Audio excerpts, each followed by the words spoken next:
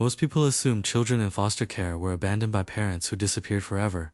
That wasn't my story. My parents were alive, and they came to see me almost every month. They just never took me home. Every visit began the same way. I'd hear a car pull into the parking lot, grab the little backpack I always kept ready, and convince myself that this time would be different. Every child in that building dreamed about hearing the words, "Pack your things, you're going home."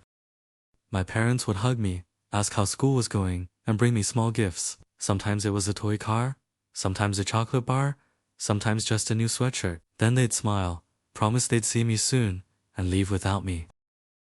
I remember standing by the window long after their car disappeared. I'd keep watching the empty road, hoping maybe they'd forgotten something and would come back for me. They never did. When you're a child, you don't question adults. You assume they know something you don't.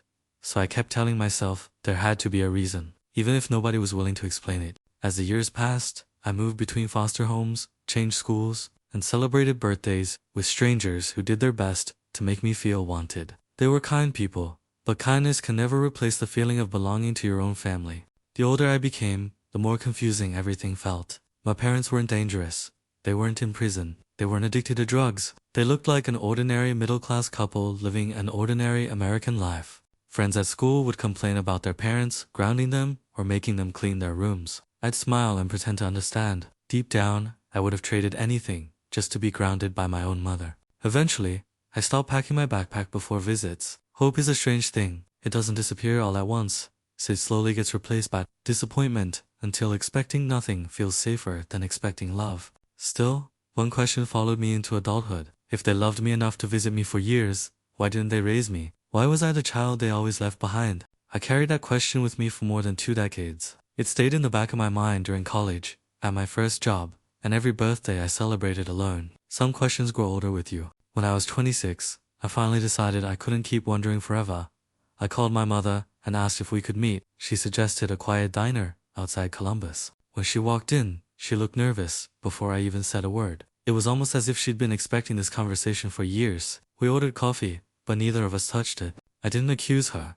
I didn't raise my voice. I simply asked, "Why did you leave me in foster care when both of you were alive?" She stared at the table before speaking. Then she admitted that after I was born she suffered severe postpartum depression and never felt the bond she thought every mother should feel. She said they kept visiting because she hoped those feelings would finally appear. Every visit was another attempt to become the mother she wanted to be. According to her, that day never came. Then she told me something that almost sounded reasonable. She said they simply couldn't afford to raise a baby back then. Money was tight, and they believed foster care would give me a better start. For a moment, I believed her. After waiting my entire life for an explanation, I wanted it to make sense. It felt easier to blame poverty than to believe I had been unwanted. A few weeks later, I learned I had a younger sister. She was born only about 18 months after me. She grew up with both of our parents under the same roof. I found family photos online, birthday parties, Christmas mornings, school plays. Every picture showed the childhood I had imagined for myself. That's when my mother's explanation stopped making sense. If they couldn't afford one child, how did they suddenly afford another? If she couldn't love me, why was she able to love my sister? Those questions hurt more than anything she had said at the diner. I realized I hadn't been comparing myself to strangers all those years. I'd been compared to the child who came after me. I never blamed my sister. She hadn't chosen any of it. She simply lived the life I had dreamed about since I was old enough to understand what family meant. For days, I replayed my childhood in my mind. Every visit, every goodbye, every promise that maybe next time would be different. Suddenly those memories felt heavier. People often say the truth sets you free. Sometimes it doesn't. Sometimes it simply replaces hope with certainty, and certainty can be much harder to carry. My mother reached out a few more times. She wanted to keep talking. She said she understood why I was upset and hoped we could slowly rebuild our relationship. I realized I had spent years chasing answers, not a relationship. Once I finally had the answers, there wasn't much left to say. I didn't scream. I didn't accuse her. I simply stopped calling. Some distances are created by miles. Others are created by choices that can never be undone. Today, I don't live with anger. Carrying anger for decades only gives the past more power than it deserves. But forgiveness doesn't always mean inviting someone back into your life. If I ever have children of my own, they'll never have to wonder whether they're wanted. They'll never stand at a window watching my car disappear. Because every child deserves more than visits. Every child deserves to know that when the day is over, someone is coming home with them. I spent years asking why my parents left me behind. I don't ask that question anymore. The answer won't change my childhood. What I can change is the future I build for myself. Sometimes healing begins the moment you stop waiting for the people who were supposed to choose you. I hope my story reminds someone that another person's failure to love you is never proof that you were impossible to love. I was never the problem. I was just the child who kept waiting at the window, and one day, I finally walked away from it. For months, I kept asking myself the wrong question. I wanted to know why my husband left our family. It took me a long time to realize the real question wasn't why he left it, was why I was still thinking about following him. Ethan and I planned everything from the beginning. We dated for a year, got married, built our careers together, and dreamed about raising children in the same home for the rest of our lives. I honestly believed we were one of those couples who made it. We loved the same things. Weekend bike rides, volleyball with friends, long evening walks, and lazy Sundays watching the same shows. Our life wasn't exciting every day, but it felt safe, familiar, and real. 5 years later, our daughter Emma was 3, and our son Noah had just turned 1. We were exhausted, just like every young family. But I thought we were building exactly the life we'd planned together. One Thursday evening, Ethan came home unusually quiet. He stood in the kitchen, looked at me for a long moment, and said words I never imagined hearing. "I'm sorry, I ran into Maya, and I think I'm in love with her again." At first I thought he meant he was confused. People make mistakes. Marriages survive difficult conversations, and adults work through problems. I believed this was the beginning of a painful discussion, not the end of our family. Instead, he packed a small backpack and said he needed a few days to think. Then his phone went silent. For 3 days, I called hospitals, his parents, and everyone who might have known where he was. When he finally came home, it wasn't to stay. He packed 2 suitcases, took his passport, kissed our daughter on the forehead, and walked out the front door without looking back. The next morning I discovered he had boarded a flight to Thailand with Maya. Suddenly the man who had spent years talking about stability had chosen a life that looked nothing like the one we'd built together. Maya lived in a shared house with artists, taught yoga, played guitar, and posted videos about freedom and starting over. She wasn't trying to steal my life. She represented the life my husband suddenly believed he'd missed. 4 months passed. Ethan worked remotely from Thailand, while I stayed home, raising 2 small children alone. Every bedtime, every doctor's appointment, and every sleepless night reminded me that he had chosen to leave. Then his messages started arriving. They weren't short apologies. They were long letters saying he missed me, missed the kids, and wanted me to fly to Thailand so we could become a family again.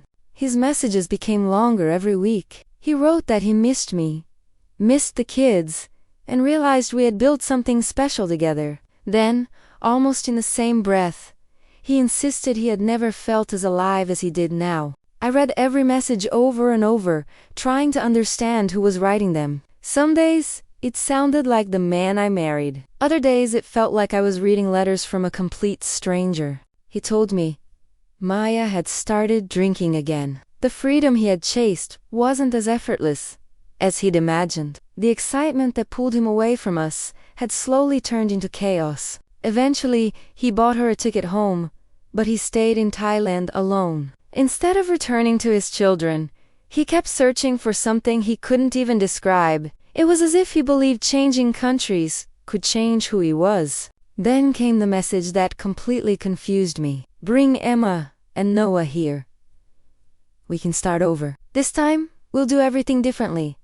I stared at my phone for almost an hour without replying. Part of me wanted to throw the phone across the room. Another part desperately wanted to believe him. I hated myself for still hoping there was something left to save. Every night, I replayed our marriage in my mind. I searched for warning signs, forgotten conversations, and moments when everything might have started falling apart. The harder I looked, the less certain I became. Was I too focused on the children?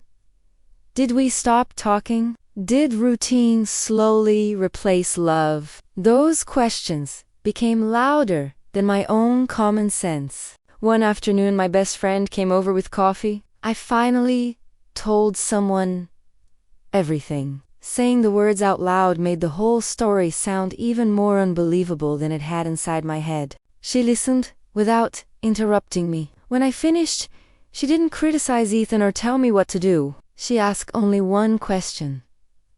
If Emma came to you 25 years from now and told you this exact story, what would you tell her? I opened my mouth to answer, but no words came out. I already knew what I would say. I'd tell her she deserved honesty. I'd tell her she deserved loyalty. I'd beg her not to chase someone who had already chosen to leave. That realization broke something inside me. For months, I'd been trying to understand my husband. I had completely forgotten to protect myself. A few days later, another message arrived. Please don't give up on us. Just call me Eddie. I know we can fix everything. This time, I didn't cry when I read it. Instead, I walked into my daughter's room. She was asleep, hugging the stuffed rabbit Ethan had won for her at the county fair. She looked so peaceful that it almost hurt. Earlier that evening, she'd asked me, "When Daddy comes home, will he still remember Bunny is my favorite?" She didn't ask where he was. She only wanted to know whether he still remembered her. I sat beside her bed and realized the answer I'd been searching for wasn't in Thailand. It wasn't hidden in Ethan's messages. It wasn't waiting for me on the other side of another chance. The truth was painfully simple. A man who truly wanted to be with his family wouldn't ask them to cross the world after walking away from them first. The next morning, I finally replied. My message wasn't angry. It wasn't cruel. It was the shortest message I'd written in months. I hope you find what you're looking for. But Emma and Noah already have a home. I'm not asking them to leave it for someone who chose to leave them. He kept texting after that. Sometimes he apologized. Sometimes he blamed himself. Sometimes he talked about destiny and second chances. I stopped looking for hidden meaning in his words. The hardest part wasn't losing my husband. The hardest part was letting go of the future I had imagined since the day we got married. I had to grieve a life that never actually happened. Today, I still don't know why he made the choices he did, but I finally know this. Loving someone should never require abandoning yourself. And that's the lesson I hope my children will remember long after they're grown.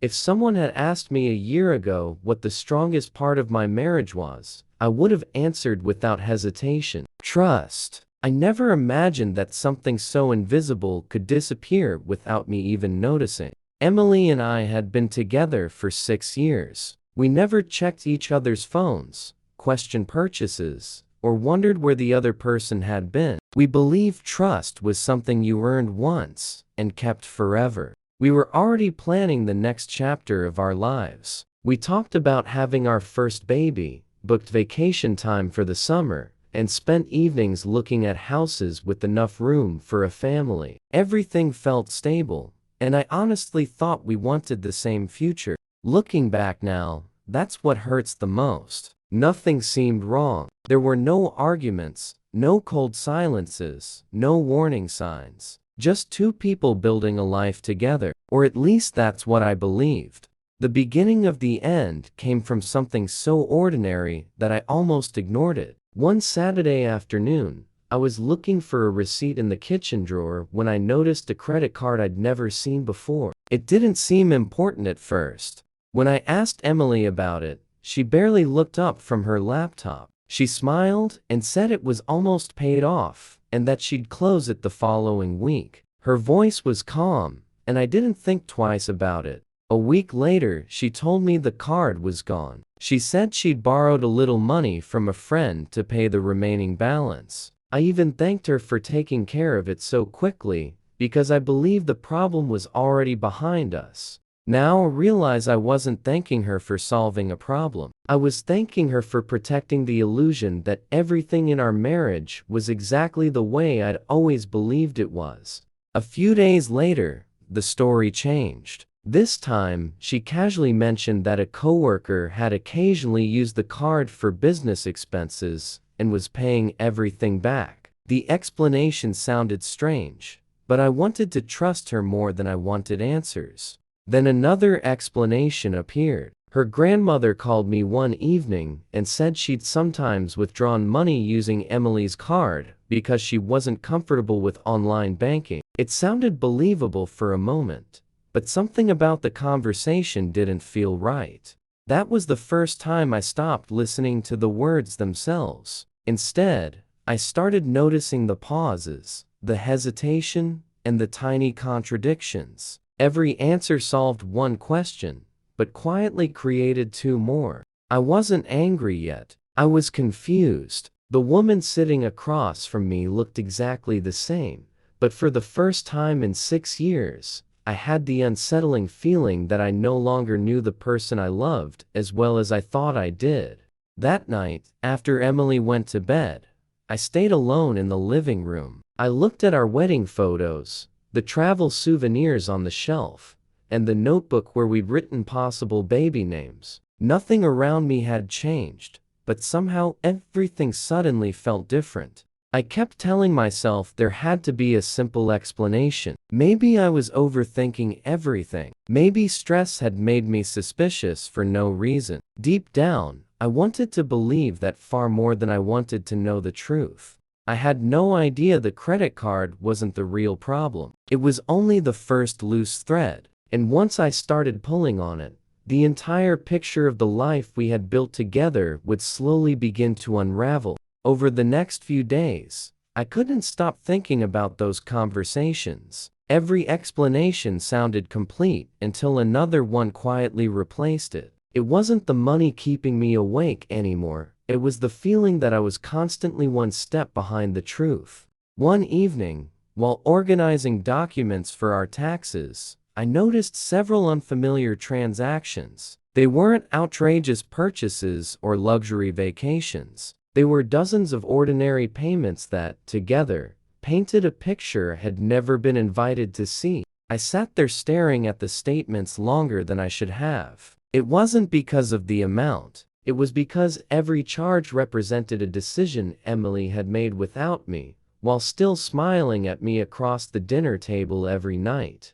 When I asked her about the transactions, she didn't argue. She didn't even try to deny them. Instead, she quietly sat down across from me, covered her face with her hands, and started crying before saying a single word. "I didn't want you to think I'd failed," she whispered. Those words echoed in my head. I wasn't disappointed because she'd made mistakes. I was devastated because she'd carried those mistakes alone while pretending everything was fine. She finally admitted she'd been trying to build a small online business for months. Every setback convinced her that the next investment would fix the last one. Every failed attempt made it harder to admit she was sinking deeper into debt. At first, she believed one successful month would erase everything. Then another expense appeared, then another. Before she realized it, she wasn't borrowing money to grow a dream anymore. She was borrowing money to hide how badly it was falling apart. I listened without interrupting. Part of me admired how hard she'd tried to make something of her own. The other part couldn't understand why she'd chosen silence over the one person who would have stood beside her from the very beginning. "So why didn't you tell me?" I finally asked. She looked down at the floor for several long seconds before answering. "Because I thought once I told you, you'd never look at me the same way again." The truth was almost unbearable. She had spent months protecting herself from a rejection that never existed. Instead, the lies slowly created the very distance she had been afraid of all along. Then came another confession. There were other balances I didn't know about. A few personal loans, several missed payments. None of them were impossible to recover from, but every new detail made me wonder whether I'd finally reached the end of the story. I hadn't. Every time she finished speaking, she looked at me and quietly said, "That's everything." A day later, another memory would come back. Another forgotten account. Another explanation. Another piece of the puzzle I never asked to solve. That's when something inside me quietly changed. I stopped asking whether she was telling the truth. Instead, I found myself wondering how much truth was still missing. It's a painful place to be when the person across from you is the one you trusted most.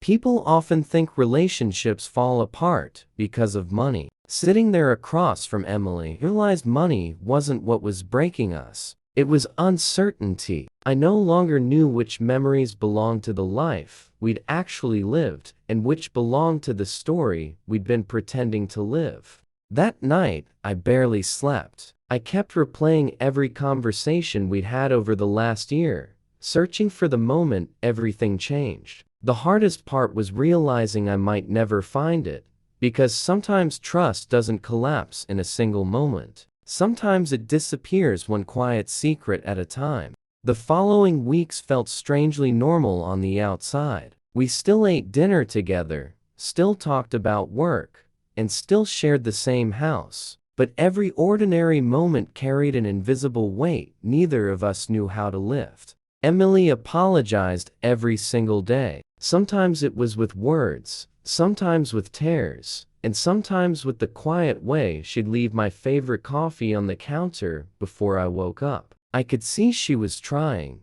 but effort and trust are two very different things. She offered to sell her car, cancel every subscription, and work weekends until every dollar was paid back. She kept saying the debt was her responsibility. The strange part was that I had stopped thinking about the money a long time ago. One evening, she looked at me and said, "If I could go back, I would have told you everything the day it started." I believed she meant it, but belief isn't the same as trust, and I was only beginning to understand the difference. I asked myself the same question over and over again. If she'd come to me the very first time she realized she was in trouble, what would I have done? The answer never changed. I would have helped without hesitation. That's what hurt the most. She never gave me the chance to be the husband I thought I was. She decided for both of us that I couldn't handle the truth, and that decision quietly changed everything between us. Friends kept asking whether I was going to forgive her. I realized forgiveness wasn't actually the hardest part. Forgiveness is something you choose. Trust is something you feel, and feelings don't return just because you ask them to. I started noticing how different our conversations had become. Every time she told me something, a small voice in the back of my mind whispered, "Is there anything else?" I hated that voice, but I hated even more that it had a reason to exist. Some nights, I'd walk through the house after she'd gone to bed. I'd stop in front of our wedding photo and wonder how two people could still love each other, yet feel so far apart. It's amazing how silence can make a room feel larger than it really is. She never stopped trying to repair what had been broken. Maybe that's what made everything so complicated. This wasn't a story about someone who wanted to hurt me. It was a story about someone who made one fearful decision, then another, until the truth became too heavy to carry. I don't know what our future looks like. Maybe some couples survive moments like this. Maybe others don't. Every relationship reaches a point where love alone isn't enough, and you have to decide whether trust can be rebuilt one honest conversation at a time. People often say money ruins marriages. I don't think that's true anymore. Money only exposed the cracks. What nearly destroyed us was fear, silence, and the belief that hiding the truth could somehow protect the person you love. Today, when I think about everything that happened, I don't remember the numbers on the statements or the size of the debt. I remember the moment I realized I no longer recognized the certainty I always felt whenever she looked me in the eyes. Maybe trust isn't broken by one big lie. Maybe it disappears through 100 tiny moments when honesty feels uncomfortable and silence seems easier. By the time you notice what's happening, you're no longer trying to solve a problem. You're trying to find your way back to the person you thought you knew.